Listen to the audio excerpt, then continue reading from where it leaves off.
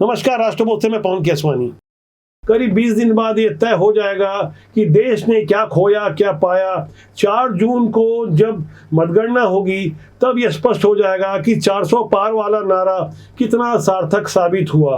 कई मायनों में इस बार का लोकसभा चुनाव बेहद जुदा था। जिस तरह से भाषा की मर्यादा लांघी गई और जिस तरह के वादे किए गए, उससे जनता भी हैरान है कि हमारे देश की राजनीति का स्तर कहाँ जा रहा है। बिहार के हाजीपुर में प्रधानमंत्री नरेंद्र मोदी ने जैसे ही जनता को यह समझाया कि मेरे वारिस आप हैं, वो बेहद भावनात्मक क्षण था। दरअसल प्रधानमंत्री का अपना कोई परिवार नहीं है। उन्होंने जिस तरह से अपना घर बार त्याग कर संघ के प्रचारक के रूप में देश को अपनी सेवाएं दी, 13 साल मुख्यमंत्री रहने के बाद विगत 10 सालों से प्रधानमंत्री हैं, उसके बावजूद अपने निकट के रिश्तेदारों के लिए कभी कुछ नहीं किया। और अब जब बिहार में हाजीपुर से ये बातें कह रहे थे तो आम जनता में इसका गहरा संदेश गया। दरअसल प्रधानमंत्री नरेंद्र मोदी के बारे में राहुल गांधी ने पिछले दिनों जिस तरह की भाषाई मर्यादा लांघी, जिस तरह से तू तड़ाक की शब्दावली का प्रयोग किया, तब भी लोग हैरान थे। हालांकि राहुल गांधी ऐसा पहली बार नहीं कर रहे थे। राहुल गांधी पहले भी प्रधानमंत्री का अर्थ समझा चुके थे। उन्होंने हमारे भारत देश के प्रधानमंत्री को पनौती कहा था, तब भी जनता समझ रही थी। राजनीति के ऐसे गिरते स्तर के अलावा हमें समझना होगा कि देश के लिए क्या बेहतर होगा। चुनाव के बाद देश ने क्या खोया क्या पाया, इसे लेकर खासकर छत्तीसगढ़ में गहरा मंथन हो रहा है। और देश के किसी कोने में यह भी परीक्षण हो रहा था कि बुर्के के अंदर कई पुरुष तो मतदान नहीं कर रहे हैं। ऐसी गहरी बातों को हम आगे समझेंगे, लेकिन उससे पहले प्रधानमंत्री ने जो वारिस वाली बातें कही उसका भी अध्ययन करना होगा और राहुल गांधी ने क्या कुछ कहा था उसे भी याद करना होगा। मोदी के वारिस कौन है आपके पास कोई नाम कि भाई मोदी इसको लेकर के जाएगा? कोई नाम नहीं है। क्यों? मोदी के वारिस आप हैं। मोदी के वारिस आप हैं। मोदी के वारिस आपका परिवार है। जैसे ही मैंने ये देश के एक्सरे की बात की, वो नरेंद्र मोदी कांपने लग गया। जैसे ही मेरे, उसकी आदत है, जैसे उसको डर लगता है ना, वो झूठ बोलना शुरू कर देता है। वो अलग बात है कि हरवा दिया। पनौती,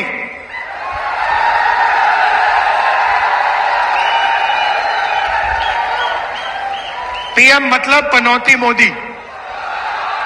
तो इन व्यक्तियों को आपने गौर से सुना होगा। मुझे इस बात का यकीन है कोई भी संवेदनशील या जागरूक नागरिक ऐसी भाषा सुनने के बाद कहीं ना कहीं उनका राजनीति और राजनेताओं के प्रति मन खट्टा होगा। लेकिन हमारा बार बार कहना है कि राजनीति बुरी नहीं होती, उसमें काम करने वाले लोग अच्छे या बुरे होते हैं। राजनीति की कुछ ऐसी ही अलग तस्वीर हैदराबाद से देखने को मिली, जहां भारतीय जनता पार्टी के प्रत्याशी माधवी लता ने मतदान देने खड़ी हुई बुर्का नशीन महिलाओं के बुर्के हटाकर आधार कार्ड से उनकी शक्ल का मिलान करवाया तो बवाल मच गया। उनके विरुद्ध एफआईआर दर्ज हुई। अपनी सफाई में माधवी लता क्या कुछ कह रही थी और बदले हुए हालात में बुर्का हटाकर शक्ल देखना कहां तक वाजिब है, इसे भी समझना होगा कि आखिर ऐसी आवश्यकता क्यों आन पड़ी।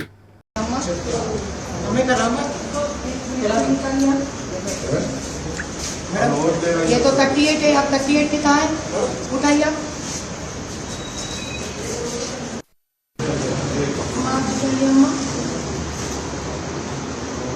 ये कौन है? आप कौन है? आपका दूसरा आधार कार्ड है आपका? हाँ, ये चला पहले बनाई से कितने साल पहले बना फिर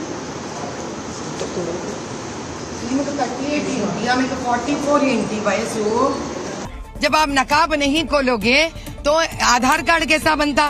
तो एक आधार कार्ड के आधार पर नकाब खोल के दिखाना, जब पासपोर्ट में है, इमिग्रेशन पे है, वोटर आईडी में है, आधार कार्ड में है, तो नकाब निकाल कर दिखाना तो रूल है इलेक्शन का। बदले हुए हालात में लोग अब हिंदू मुस्लिम के बारे में खुलकर बात करते हैं।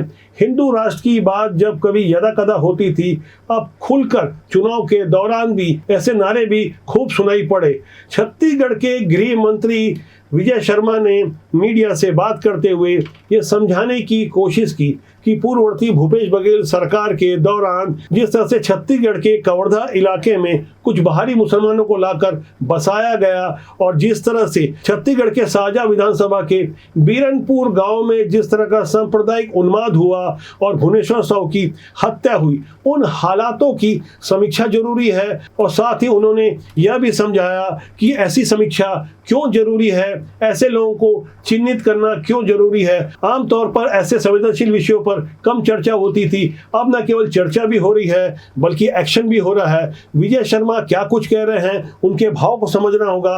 उसके बाद छत्तीसगढ़ की राजनीति किस तरह से बदल रही है और 4 जून के बाद छत्तीसगढ़ में क्या कुछ बदलेगा उसे भी समझना होगा। जहां नए चेहरों को मौका देने की बात हो रही है, नई पीढ़ी कुछ गहरा इंतजार कर रही है, उस पर भी अध्ययन जरूरी है। लेकिन उससे पहले विजय शर्मा की इन संवेदनशील बातों पर हम गौर करें। बीरनपुर की जो घटना हुई है वो उसके सोशल कॉन्सिक्वेंसेस क्या हैं, सोशली क्या हुआ था जिसके कारण ये घटना हुई, इसको समाज को समझना पड़ेगा। मतलब भूल जाएं कि भाजपा को वोट दें या न दें, वो छोड़ दीजिए उस बात को, कोई बहुत बड़ी बात नहीं। लेकिन जो कुछ हो रहा है समाज में उसको समझने की आवश्यकता है। न समझेंगे तो भविष्य में परेशानियां होंगी। मैं इस पर कोई ये वाला मसला नहीं है कि हम इस विषय को उठा रहे हैं। इस विषय पर एकल सदस्यीय समिति के द्वारा एक जांच हुई थी जो इसके सामाजिक पक्ष के लिए। अभी इसके और जांच की आवश्यकता महसूस की जा रही है, जो कराई जाएगी आपको स्पष्टता होगी। कवर्धा जिले में गांव में ऐसे कितने ही आप लोगों के माध्यम से ही रिपोर्टिंग की गई है कि गांव में लोगों के नाम जुड़े हैं। भाई कौन है वो लोग? गांव वाले नहीं जानते हैं, बीएलओ नहीं जानता, कौन है भाई? ये कहाँ से आ रहे हैं भाई? तो मसला ये है कि कुछ तो है भाई। 50% पॉपुलेशन का बढ़ना, नियरली 50% पॉपुलेशन का बढ़ना ये सामान्य नहीं होता है। अगर असामान्य है तो ये कैसे है? हम नहीं समझेंगे, कौन समझेगा? कल के डेट में जब परेशानियां शुरू होंगी तब फिर ध्यान आएगा सबको। छत्तीसगढ़ में भारतीय जनता पार्टी की 15 साल सरकार रही और 5 साल का निर्वासन रहा। उसके बाद जिन हालातों में भारतीय जनता पार्टी की सरकार बनी है, वहाँ कार्यकर्ता और सिद्धांतों की पूछ परख होने लगी। ऐसा माना जा रहा था कि सरकार बनते ही कर्मठ और जुझारू कार्यकर्ताओं की पूछ परख बढ़ेगी। लेकिन जैसे ही 23 दिसंबर को पूरे मंत्रिमंडल का शपथ ग्रहण हुआ, उसी तारीख को सारे नेता दिल्ली बुलवा लिए गए। सारे विधायक, सांसद, पदाधिकारी जब दिल्ली चले गए और उन्हें टास्क दिया गया, पूरे देश भर के आए हुए भाजपा के जिम्मेदार कार्यकर्ताओं को समझाया गया कि आपको लोकसभा चुनाव की ही तैयारी करनी है। करीब 3-3.5 महीने तक लगातार मेहनत करने के बाद आज जब चुनाव हो रहा है और 4 जून को चुनाव संपन्न हो जाएंगे, तो उसके बाद सही अर्थों में खासकर छत्तीसगढ़ में जो नई सरकार बनी है वो अपने असल तेवर में नजर आएगी। ऐसे में जो जमीनी कार्यकर्ता हैं, जो आस लगाए बैठे हैं कि उन्हें कहीं ना कहीं सत्ता के साथ कदम ताल करने का मौका मिलेगा, तो ऐसे जुझारू और कर्मठ कार्यकर्ताओं का लगभग आभार और धन्यवाद प्रकट करने की शुरुआत होगी। वैसे इसकी शुरुआत की एक झलक मुख्यमंत्री विष्णुदेव साय के निवास में देखने को मिली, जहां भारतीय जनता पार्टी के मीडिया सेल से जुड़े हुए तमाम नेताओं को बुलाया गया, उनका आभार प्रकट किया गया, जलपान हुआ और जो सामान्य चर्चा हुई, वहां एक बात निकल कर आई कि विधानसभा और लोकसभा चुनाव में मीडिया सेल की अहम भूमिका थी। जिन्होंने परसेप्शन बनाया, जिन्होंने नैरेटिव बनाया, जिन्होंने एक ऐसा माहौल तैयार किया जिसके कारण भारतीय जनता पार्टी के पक्ष में जनता ने विधानसभा में 54 सीटें दी और उम्मीद की जा रही है कि जो टास्क दिया गया है लोकसभा में 11 में से 11 सीटों का, वो लगभग प्राप्त कर लिया जाएगा। हालांकि लोकसभा चुनाव के परिणाम तो आए नहीं हैं, लेकिन उससे पहले ही सीएम विष्णुदेव साय ने जो सदाशयता दिखाई, जिस तरह से मीडिया सेल के नेताओं को अपने पास बुलाया, ऐसी शुरुआत के साथ आगे उम्मीद की जा रही है कि जिन कार्यकर्ताओं ने अपना योगदान दिया उन्हें निगम, मंडल, आयोग और बोर्ड में कहीं ना कहीं स्थान दिया जाएगा। एक जानकारी के अनुसार करीब 50 निगम, मंडल, बोर्ड, आयोग है, जिसमें 250 के आसपास नियुक्तियां होनी हैं। दरअसल ऐसी नियुक्तियां एक सम्मान अभिमान का सूचक है। यही कारण है कि आस लगाए बैठे नेता अभी से कहीं ना कहीं लॉबिंग में लग गए हैं, नेताओं के सामने जाकर अपनी प्रोफाइल प्रस्तुत कर रहे हैं। वैसे बदले दौर की भारतीय जनता पार्टी में इस तरह की लॉबिंग कोई खास मायने नहीं रखती, लेकिन कहीं ना कहीं नेता अपने करीबी कार्यकर्ताओं को उपकृत करने की कोशिश करते हैं, जिसकी लगभग शुरुआत हो चुकी है। दरअसल छत्तीसगढ़ में जैसे ही भाजपा की सरकार बनी तो ऐसे 21 निगम मंडलों में 32 नियुक्त हुए कांग्रेस के नेताओं की फौरन छुट्टी हो गई। वो अलग बात है कि महिला आयोग की अध्यक्ष किरणमयी नायक अपने बचे हुए कार्यकाल तक अपने पद में बनी रहेंगी, लेकिन इनके अलावा लगभग सारे के सारे पुराने कांग्रेसी नेता जो उपकृत हुए थे उन्हें पद खाली करना पड़ा।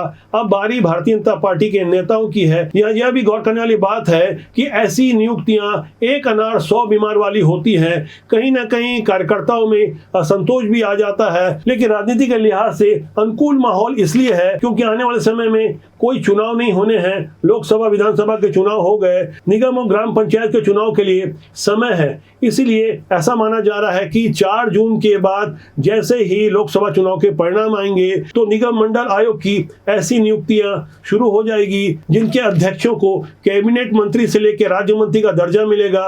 वेतन, वाहन भत्ता, नौकर चाकर के अलावा अलग से जो सम्मान मिलेगा उसकी आस में तैयारी भी शुरू हो जाएगी। सबसे पहले जो नियुक्तियां होगी उसमें खनिज विकास निगम, रायपुर विकास प्राधिकरण, छत्तीसगढ़ पर्यटन मंडल, छत्तीसगढ़ भवन एवं सन्निर्माण कल्याण मंडल, पाठ्य पुस्तक निगम, खाद्य एवं नागरिक आपूर्ति निगम, छत्तीसगढ़ मेडिकल सर्विसेज निगम, अपेक्स बैंक, मदरसा बोर्ड, छत्तीसगढ़ संस्कृत विद्या मंडल, राज्य बीज प्रमाणीकरण संस्था, छत्तीसगढ़ श्रम कल्याण मंडल, राज्य जीव जंतु कल्याण बोर्ड, CSIDC के अलावा सिंधी अकादमी जैसे तमाम ऐसे बोर्ड, आयोग और मंडल हैं जहां नियुक्तियां होनी है। यदि छत्तीसगढ़ में ऐसी नियुक्तियों के पुराने रिकॉर्ड इतिहास की बात की जाए तो पूर्ववर्ती भूपेश बघेल सरकार जो 17 दिसंबर 2018 में शपथ ली थी, उन्हें 1.5 साल लग गया था ऐसी नियुक्तियों के लिए, क्योंकि ऐसी नियुक्ति के लिए अच्छी खासी रस्साकशी होती है, लॉबिंग होती है। यही कारण है कि जब रमन सिंह की सरकार बनी थी तब भी उन्हें नियुक्ति के लिए 1 साल का लंबा समय लेना पड़ा था। लेकिन बदले हुए हालात में जो विष्णुदेव सरकार है, जिस तरह से केंद्रीय नेतृत्व का इस सरकार में हस्तक्षेप है, वहां ऐसा माना जा रहा है कि निर्णय तुरंत होंगे और परफॉर्मेंस के आधार पर कार्यकर्ताओं और नेताओं की पूछ परख होगी। विधानसभा चुनाव में जिन्हें टिकट नहीं दी गई थी, जिन्हें आश्वासन दिया गया था, अंदर खाने जो उनसे चर्चा हुई थी, उन्हीं चर्चा और वादों को पूरा करने का समय आ चुका है। इसलिए ऐसा माना जा रहा है कि अब नियुक्तियों में समय नहीं लगेगा। इसके साथ साथ कुछ नए मंत्री बनाए जाने हैं। वैसे 2 मंत्री के जो पद खाली होने वाले हैं, बृजमोहन अग्रवाल के लिए माना जा रहा है कि वो अच्छी लीड से जीतेंगे तो उनका विभाग भी खाली होगा। इसके अलावा 1 मंत्री का विभाग पहले से ही खाली है और ऐसी संभावना प्रकट की जा रही है कि कमजोर परफॉर्मेंस वाले किसी मंत्री को हटाया जा सकता है। किसे हटाया जाएगा, किनकी संभावना है, इस पर हम जल्दी खुलासा करेंगे। साथ ही जो एक नई जानकारी आई है उसके अनुसार जो 12 मंत्री हैं मुख्यमंत्री के अलावा, उन 12 मंत्रियों के विभागों से संबंधित एक संसदीय सचिव भी बनाया जाना है, यानी 12 संसदीय सचिव बनाए जा सकते हैं। 12 मंत्रियों के साथ 12 संसदीय सचिवों की नियुक्ति पूर्ववर्ती भाजपा सरकार में भी हुई थी, लेकिन भूपेश बघेल सरकार ने 12 मंत्रियों के साथ 15 संसदीय सचिवों की नियुक्ति कर दी थी। ऐसी नियुक्तियों पर तब खूब विवाद हुआ था। वैसे राजनीति में ऐसे विवाद कोई खास मायने नहीं रखते, भले से इसमें जनता का हित हो या न हो, नेता उपकृत होने चाहिए। राजनीतिक सिस्टम अपने हिसाब से अपने फायदे के लिए काम करता है। यही कारण है कि जागरूक हो चुकी जनता राजनीति और राजनेताओं पर जल्दी यकीन नहीं करती, लेकिन हम बार बार लोगों से आग्रह करते हैं कि अच्छे लोग राजनीति में आए, वरना बुरे लोग राजनीति में काबिज हो जाएंगे। ऐसे सिस्टम से देश और समाज का अहित होगा। अच्छे लोग जब तक राजनीति में नहीं आएंगे तो बुरे लोग ही राजनीति के माध्यम से सिस्टम को प्रभावित करेंगे। राजनीति बुरी नहीं होती, उसमें काम करने लोग अच्छे या बुरे होते हैं। तो आज की संघ के साथ मेरा आपसे आग्रह है कि आप हमारे साथ लगातार बने रहें। नीचे दिए गए नंबर पर यदि राष्ट्रबोध के जनमंच को सहयोग करना चाहें तो कृपया सहयोग जरूर करें। साथ ही मेरा यह भी आग्रह है कि आप चैनल को देखें, लाइक करें, शेयर करें और सब्सक्राइब करना न भूलें, जिससे आपका और हमारा साथ ज्यादा लंबे समय तक मजबूती से बना रहेगा। नमस्कार।